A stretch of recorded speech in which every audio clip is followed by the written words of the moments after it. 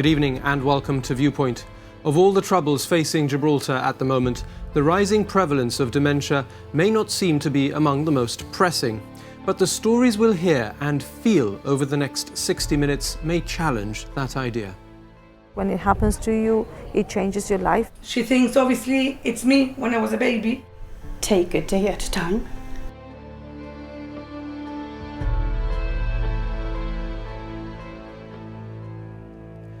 Across the world, people are living longer than ever before. Dementia is already considered by many to be a global emergency. Even now, more people live with it than can be cared for humanely. No cure is in the offing, and no society has devised a sustainable way to provide and pay for the care that people with it will need. Most people still think that dementia is a consequence of getting old, and they do not realize that as you get older, your risks are higher of getting dementia.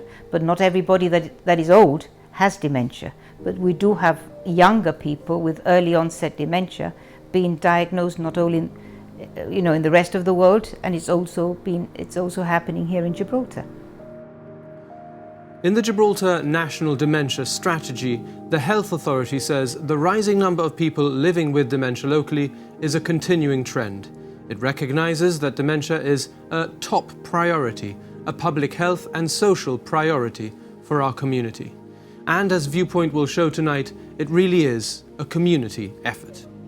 Well, we made an approach up via the Facebook, and we wanted to do a programme on living with dementia in Gibraltar, and we had a request from the McGrail family that the dad has semantic dementia, so we're here at Laguna and we're just about to visit them in the house. I don't really know the family that much, but I know that the dad, Kenneth, he's actually just living a normal life. I think his main problem is with his speech. So once we go up and see, I'm sure that we'll be able to see what he does on his daily life. ¿Qué le pasó al baby? Así nos cogía a todos, así, de chico. Así nos cogía a todo el mundo, cuando yo era chica y a todo el mundo, abajo. My father was a fireman mechanic. He used to volunteer fixing the ambulances as well, but for the St. John's ambulance. He's been a very, very active person. He still goes cycling, he walks, he still drives his car just in Gibraltar. He loves going to the beach and being with his family. We have a very big family and a very united family. He likes to go snorkeling, and everybody goes. He doesn't go alone, he wants everybody to go, and we all go with him to find octopus. Whereabouts? We go to Eastern Beach, so you will see him walking about. And is he any good? Yes, he's the best.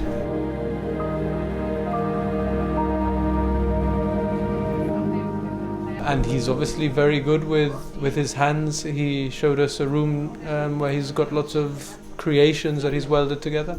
Yes, he's a very crafty person. He's always liked to do little figures and with nuts and bolts he will design anything. And he likes to build his Lego and some jigsaw puzzle, which is good for his obviously memory and all that, to keep active. For me, he's like a grandfather. I've always been very close to him, and I've always done lots of things with him. And it's lovely to see how the children all know how to speak to him using sign, but they all communicate with him. And it's nice to see how perhaps children can adapt better than adults. And they ask him to help them find crabs, or they all like to go snorkeling. He's always liked children very much, and he still does, and he enjoys having them all around him.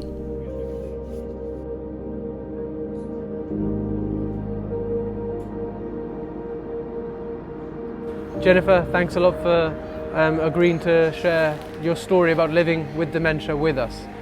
Maybe you can start off by telling us a little bit about Ivan and what he was like before dementia. Yeah, Ivan has always been a very energetic person, very sporty. He's always enjoyed going out a lot. He's been a very social person, so he's always had many friends. He's joined into different sports. and he has always been basically a very active person, of a very nervous disposition, and he was all the time doing things. He loved running. Yes, he used to run for Ludians. He used to play up. And we started walking through Commonwealth Park, a place which is also significant to you and Ivan. Yes, it's a place we've enjoyed very much, especially with his illness. I always tried to find places which would calm him down, and the park was perfect for that. We would go and do a bit of training. As his illness progressed, we would also he would sit on the lawn or have a nap, and it's a place we still go very often, because I find it's a beautiful place, and he's always enjoyed it very, very much. So it's a place which we both like to go very often, and unfortunately now with COVID we're not going out, but hopefully when all of this finishes we'll carry on enjoying the park again.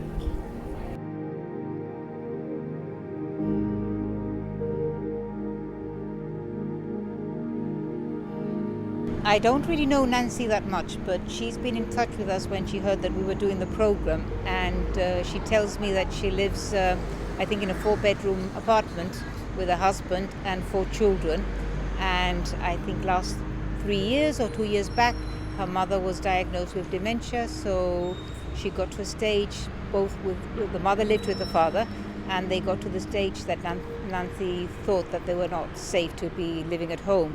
So my understanding is that at the moment there are 9 people living in the 4-bedroom apartment.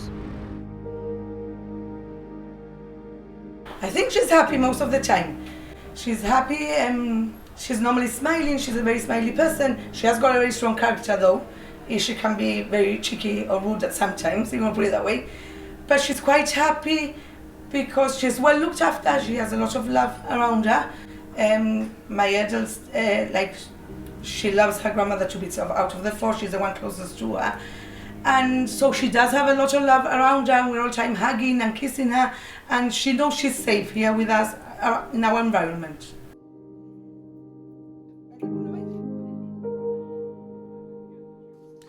What is dementia?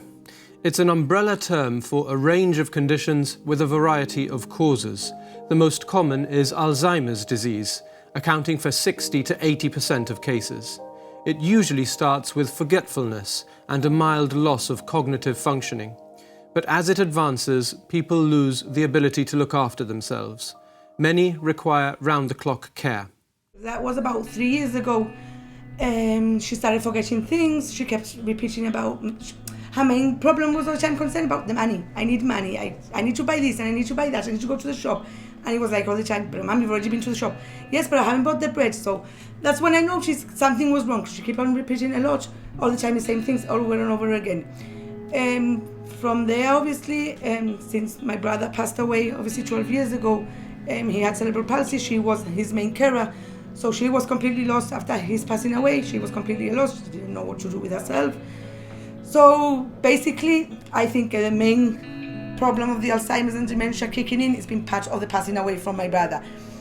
About 3 years ago, that's when she started seeing things, and she started seeing creatures, and it was like that person lying on the sofa, he wants to hit me, and the woman next to him, she's talking to me, she wants to kill me or she wants to stab me. So that's when I said, this is not right, something's definitely wrong with her. Obviously I called her GP, I explained the situation to Dr. Ferreira. He came home, he did an assessment, within an hour he called me.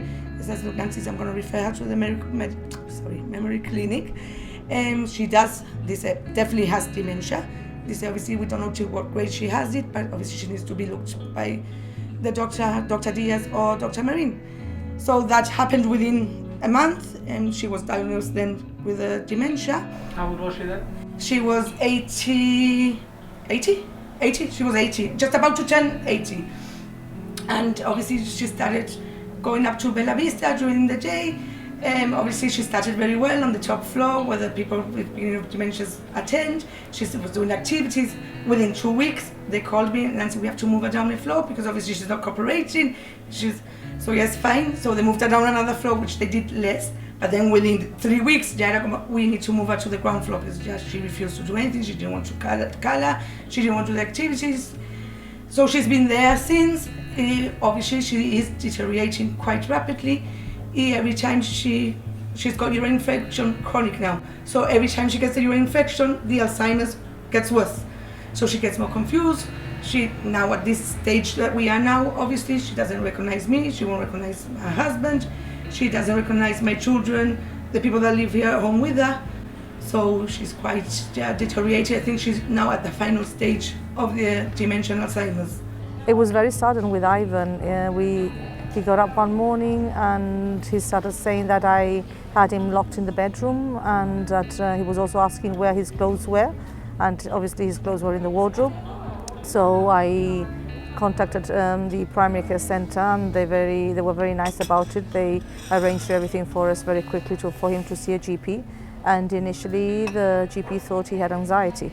Only after he obviously went through the psychiatrist and he had a few tests done did we get the diagnosis.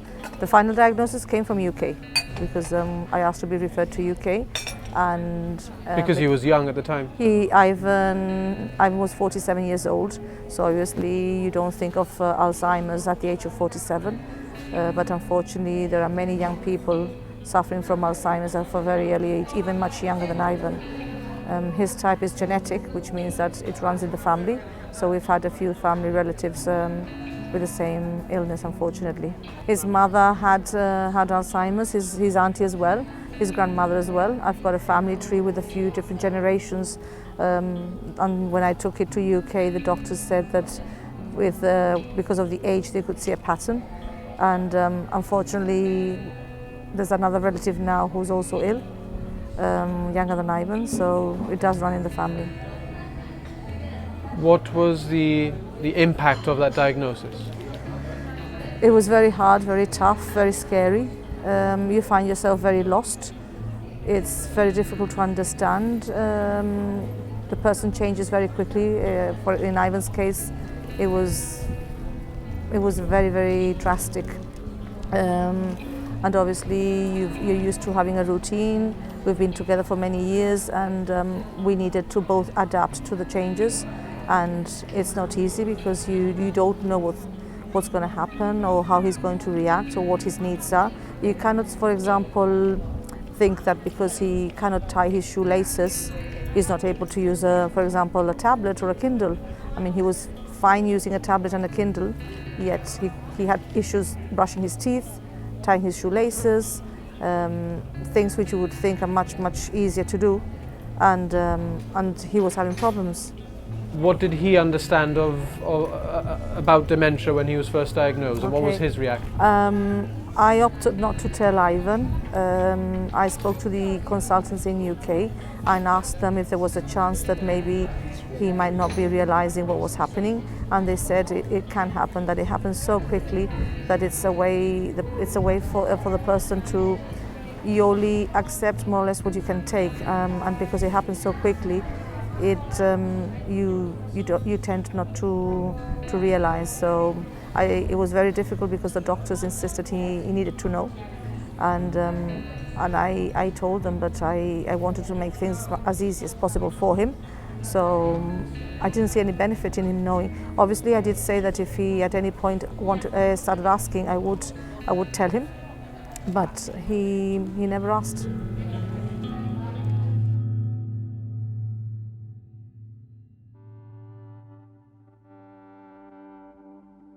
My dad was 60 when I started to find that he wasn't acting like he used to act. He started to repeat things over and over again. He started to feel very anxious, agitated all the time, and all of a sudden he had a sweet tooth. He never used to like chocolate. So those were the signs that something wasn't right. Did you discuss this with the family? I told my mum, and they were gonna go on holiday to the USA, and before going she spoke to the doctors, and the doctor said that when they arrived back they were going to see him and they went to the doctor and he was sent to the memory clinic. After seeing the team of the memory clinic and seeing a few other doctors, including private doctors, he was sent to UK to see a specialist. There he was diagnosed with a very rare form of dementia called semantic dementia, which affects his speech and his communication and understanding. He started losing words and it's a progressive disease that he will start losing more words. He's there in a certain way. He can dress himself, he does everything by himself, but it's just his speech at the moment. My dad is not the same person he was 5 years ago.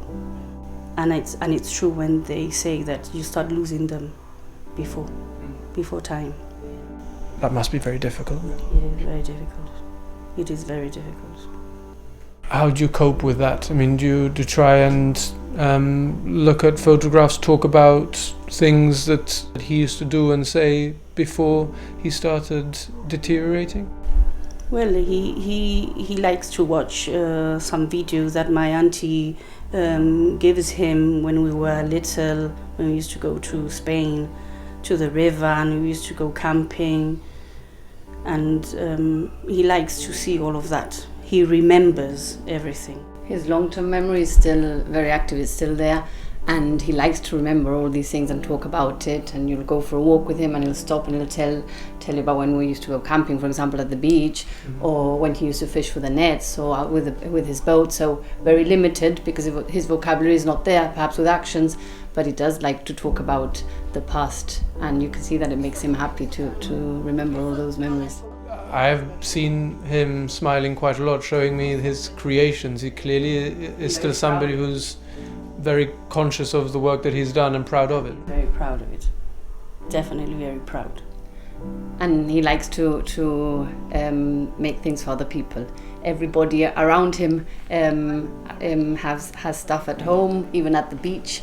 In the white hats that you have at the beach, you'll see his shells hanging on ours and everybody around, and he'll make things for everybody, and he feels very proud to be able to give it to you. Yeah. Apart from helping and supporting people going through dementia, where we're open 24/7 for anybody to call us and to get in contact with us, is really the ultimate goal is to change how people think about dementia, the way that people think, the way that people act, and the way that people talk. And that is, we need to educate people and become dementia friends.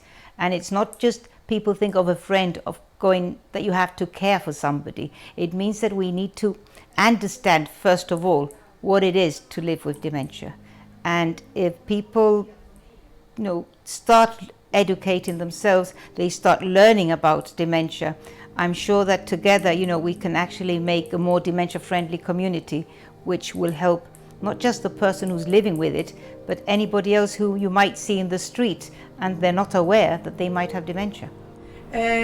As from 5 o'clock, normally every evening, 5 o'clock, 5:15, her attitude starts changing. She does get quite aggressive verbally. She will insult you, especially because she doesn't recognize anybody now, she doesn't know who we are.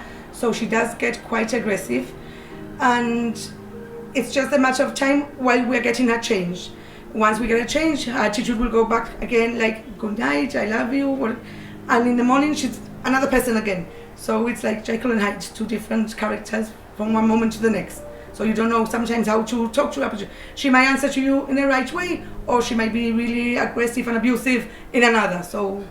But that's something obviously we've learned day by day with her, obviously, and we know her now. When she gets out of bed in the morning, obviously, I know it's going to be a good day or it's going to be a bad day.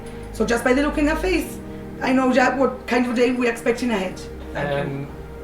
Tell us what kind of relationship does she have at the moment with her husband, with your father? At the moment, none whatsoever, zero.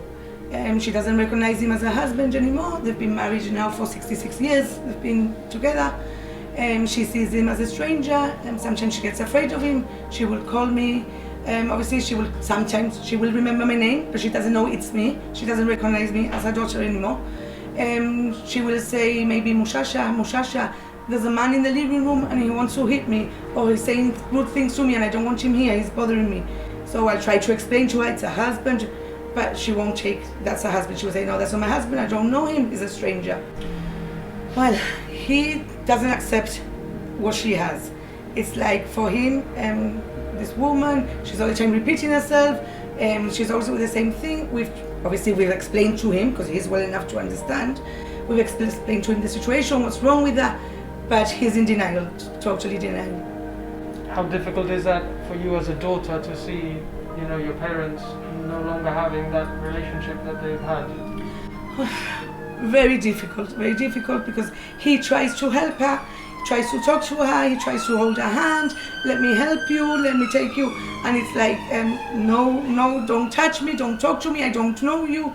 So obviously there's lots of tears always going around, lots of stress, anxiety, and very sad, very heartbreaking. So it's something that we take a day at a time as we go along. So you tried to keep his life as similar as Yes. to what it had Yes. been? He carried on working for 2 more years. Obviously, he wasn't able to do his work, so he started doing very simple things in the office. He would go to the office, and then eventually, obviously, he couldn't carry on working. That's when I got the first carer, and because I work full time, so I needed someone to be with him. And what I did was that I tried putting into his day everything which he enjoyed. Basically, lots of training, going out. So he had a full day. He'd get up every morning, he'd go to train, he'd go to his newspaper. Run to the top of the rock? Yes. So he was very happy. When he stopped working, I told him he was on annual leave. So when people asked him, he'd say that he was on leave, because the consultant told me that he wouldn't realize that the time frame, that they seem to lose it. Although with Ivan, when Fridays came along, he would always ask for churros. He used to call it Churros Friday, and no matter which day it was, when it was a Friday, he'd know it was Friday, and he would ask for his weekly churros. A creature of habit. Yes. Yes. What adaptations and changes did you need to make at home to make it a more comfortable place for you to be able to provide the care that he needed? We've had to do many changes. We have a hoist at home. Ivan's got a special bed. I've got oxygen at home. I've got a level access shower. We've got two wheelchairs, one for the shower and then another one to go out. So my house, we've moved furniture around, removed furniture, so that our house is as comfortable as possible for Ivan. So he was diagnosed and worked for 2 more years? Yes. And how many years have passed since he stopped working? 6 years. Ivan's been ill. Since the first time this happened was on the 24th of August. It's been 8 years now since Ivan's been ill, and he's been 6 years without working now. That was a very big change for us, because obviously when he was working, at least I knew he was in a safe environment, but then obviously I just couldn't leave him at home and go to work myself, and I had to work because otherwise we are both young, so it meant that I had to carry on working. What kind of care does he need today? Ivan needs 24-hour care. He's totally dependent on us, so he needs everything. We need to suction him. He's incontinent, so it's round the clock care.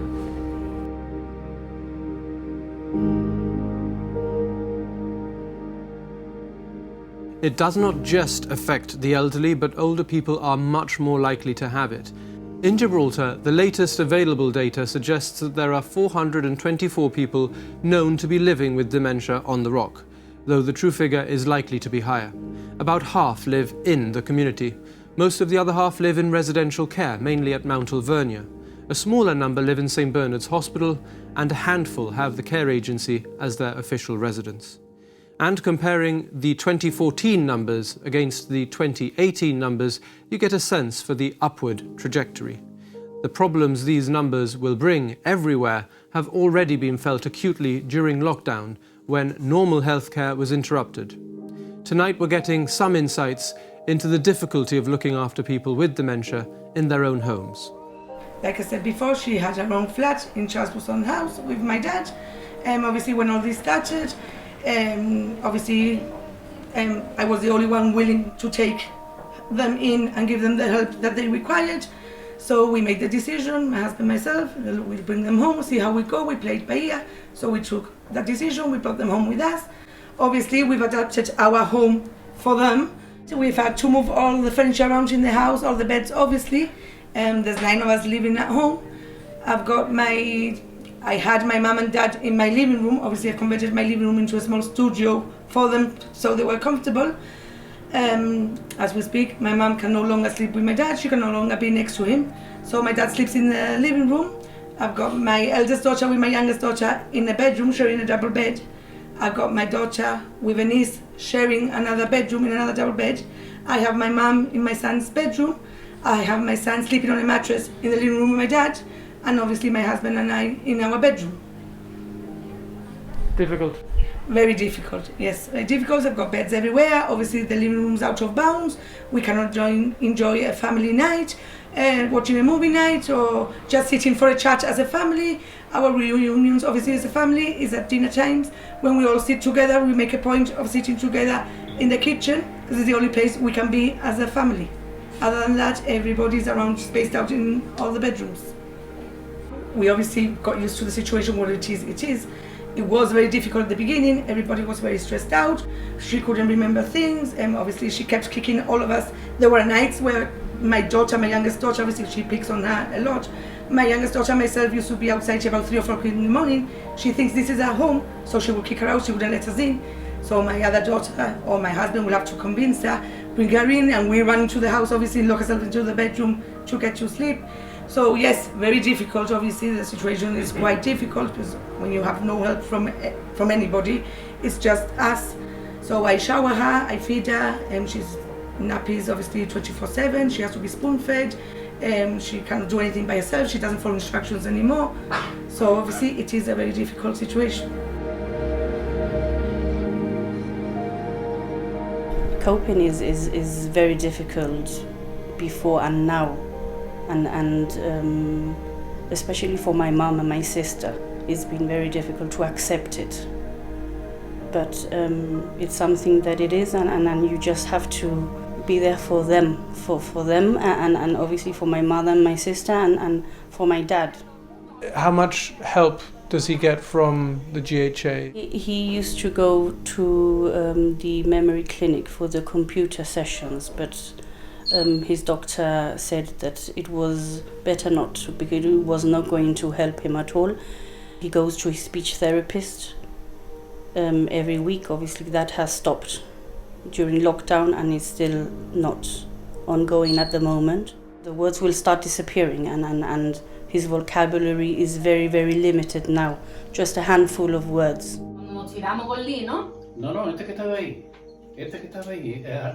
¿Dónde está el avión? No, este que estaba en ahí. el barco. Cuando salimos en el barco. Sí. Que te tiraste en la muralla, en Sachmore, que tú querías la botella, ¿no? Sí. And it's very, very hard for him to express what he wants, or if he's ill, it's very, very difficult for him to say. The treatment that he had been receiving before lockdown, was that beneficial? Have you noticed, that he's deteriorated more because he hasn't been having that? Yes, during lockdown, you could see after lockdown there was a big difference in him. His normal social walks and that was just taken off. And it was very, very difficult for him to understand why he couldn't go out. The only way was letting him out, and 10 minutes later he came back because he knew something was wrong, because there was nobody in the streets. Well, the COVID, what's happened was that obviously he hasn't been able to go out, so he's always enjoyed, this is a good time of the year for him. When winter time comes along, it's more difficult because we've got to be very careful he doesn't catch a cold, so I'm very careful that nobody comes to our house. We obviously sanitize everything. It's very worrying knowing that people are becoming sick, and I've had a family relative who passed away in Spain. So obviously it's something which I do worry a lot, and in Ivan's case it would be very difficult if he actually got COVID, so we try the utmost to protect him, myself and anyone. I mean, like I say, nobody comes home. People who are still living at home in more advanced stages, it is mainly the carers or the close family who actually struggle. And we've seen in the homes that we've visited that they want to keep the loved ones at home for as long as possible. And I think I'm also a believer of that the longer that you can stay at home is the best really for the person and for the family.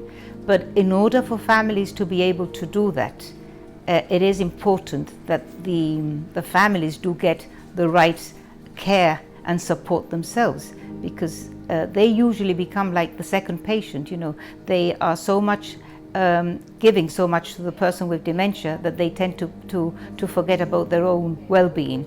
So it is in one particular case that we saw, I think it was extremely important that we do get more social care assistance to the families. That is really important. I mean, that I think at the moment there is a gap there, that we find that it's mainly those families who are caring for the loved ones at home that they need the most care, because from what I've seen or heard of people that have spoken to me, they might get some care like 1 hour in the morning or 1 hour in the evening, and some of those people with dementia are coming up to the Bella Vista, but some are not, you know. And maybe if you think about 24 hours a day, what is 2 hours in the day of getting that sort of help, really? So have you considered trying to see if she could be looked after 24/7? Well, at the moment, that's not a big issue for me. I don't want to make that decision yet. I don't want to even think about it yet. I know the time will come where Alzheimer's obviously will be quite deteriorated and we'll have no choice to put her into a care home. At the moment, I'm trying to cope as best as I can with her, with the help of my husband, my children, doing everything we can for her. She does attend Bella Vista from 9 to 4, which that obviously gives a break at my dad and my husband at home. Obviously I work from 9 to 4, so it doesn't relieve any pressure on me or any, but she's quite happy going, and I'm quite happy she's well looked after there. Every other weekend she uses respite if there's an available bed for her, so I can get the respite. So at the moment we obviously coping, doing it like that day by day. Your mum's not with us at the moment, she's had an accident. Yes, on Saturday morning she tripped over her pyjamas. She fell, she had a nasty fall in the living room. So at the moment, that's why she's not here at home. If not, obviously she would have been here with us now, and you would have seen how she's around the house with us. Okay. She's at the hospital this moment in time. Wish her a speedy recovery. Thank you very much.